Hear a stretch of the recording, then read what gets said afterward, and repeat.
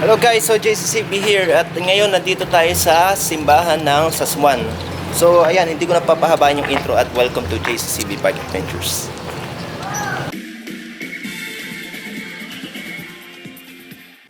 Okay guys, so hindi ko lang alam kung naririnig niyo ako at nandito na nga pala tayo sa Sasmuan, Pampanga. So ang vlog natin ay ito, yun nandito sa likuran. So yung nasa likuran natin ay Santa Lucia Parish Church ng Sasmuan, Pampanga. So ganito, konting trivia lang. Yung trivia natin ngayon, trivia slash history, ang Sasmuan, Pampanga, ang tunay na pangalan nito noong panahon ng Kastila ay ilalagay ko dito sa screen. Yan. So, nakita nyo na yung tunay na pangalan. Noong January 15, 1991, binago siya. Dahil, syempre, sino ba naman ang gugustuhin na maging ganun yung pangalan ng kanilang bayan? Kasi, syempre, pag binasa mo at nakakaintindi ka ng English, so medyo controversial yung pangalan. So binago nila, binalik nila sa pre-colonial name na Sasmuan. So ang Sasmuan, Pampanga ay yung tunay na pangalan ng town na to. So okay, so yun yung una ha. Ngayon yung pangalawa, yung Sasmuan, Pampanga mula sa root word na Sasmo. Yan. Ang ibig sabihin dito sa Pampanga ay to meet, magtipon. Alam nyo kung bakit? Yan, ito yung pangatlo na history or slash trivia. Dahil noong pre-colonial, yung wala pa dito yung mga Kastila, ay dito nagtitipon yung mga datu dahil may mga Chino na invaders. Sa pagkakatanda ko, mga Chino na invaders na nagtutungo sa Guagua, Pampanga, dito lang sa kalapit na bayan ng Sasmuan. So, yun lang at at nakakabangha lang yung history ng bayan ng Sasmuan. So, halika, may tuturo pa ako dito sa simbahan. Ito guys, ang makasaysayang simbahan ng Sasmuan, Pampanga. Itong simbahan na to, sa katunayan, ni-rebuild na lang. Dahil napansin nyo to, itong natabunan na to.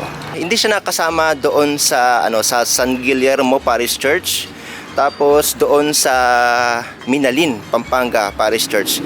Dahil itong poblasyon ng Sasmuan ay bahain dahil malapit sila dito sa ilog dyan.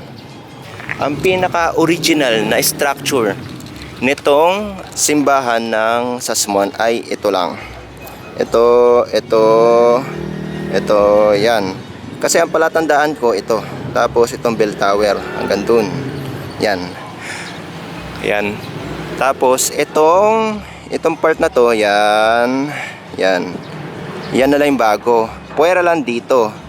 Dahil dun sa luma, may nakalagay dito sa may part na yan na ganito. Yan.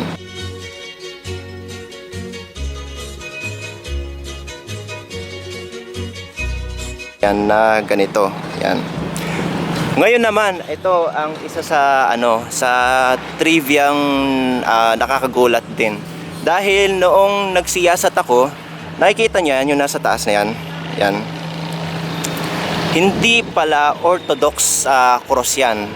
Ukol sa pagkakasiyasat ko, ang tawag sa cross na yan ay patriarchal cross. So yung patriarchal cross ay bahagi din ng church ng mga Katoliko. So ayan, 'di ba? Yun nga yung nasabi ko dun sa vlog ko noong nandun ako sa Santa Ana, Pampanga yata 'yon. Yan. So ito yung sagot sa sa mga katanungan ko noon. So ayan, sa katunayan ang ganda niya eh. Tapos ito yung convent noon, yung sinaunang convent. Ang ganda niya oh. Sadly yung mga kapis tapos yung mga bintana medyo naisira na. Bago nga pala tayo umalis, gusto ko nga palang i-shoutout yung mga Yung mga nakasama ko at nakilala ko doon sa Aurora Province, doon sa Arco. So, ito yung mga name nila. Nakalimutan ko yung name nila eh. Pero basta yun, nandito, ilalagay ko sa screen. So, shoutout sa inyo guys. So, hanggang sa muli at paalam sa ating bike adventures, okay?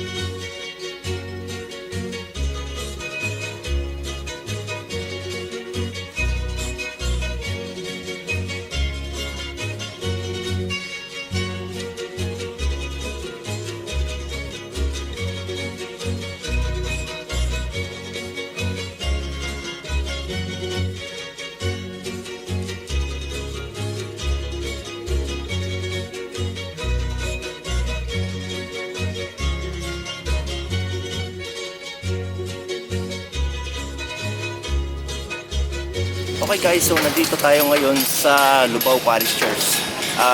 Actually, hindi to kasama sa vlog ko. Pero, ayan, meron kasi ako nakalimutan doon sa, Sasmuan. Dahil sa katunayan, malapit lang yung Sasmuan dito. So, nagulat ako. Ang lapit, 1.5 kilometers lang. Dito lang dyan pagka diniretso mo yan. Dyan lang. So, ngayon naman, sa buong Pilipinas, ay yung mga lumang simbahan ay malapit sa ilog. So dahil noong unang panahon ng Kastila, ang pinakamabilis na form of transportation noon ay idinadaan sa tubig, sa ilog. So dumedepende sila sa hangin, ganyan. Kasi kung sasakay ka sa sa kalabaw, takaw oras.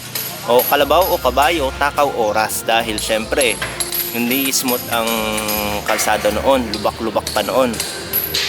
So, yun lang naman ang sasabihin ko. At, okay, sige. Salamat sa panonood. So, let's go. Uwi na tayo. Sting. Baka naman.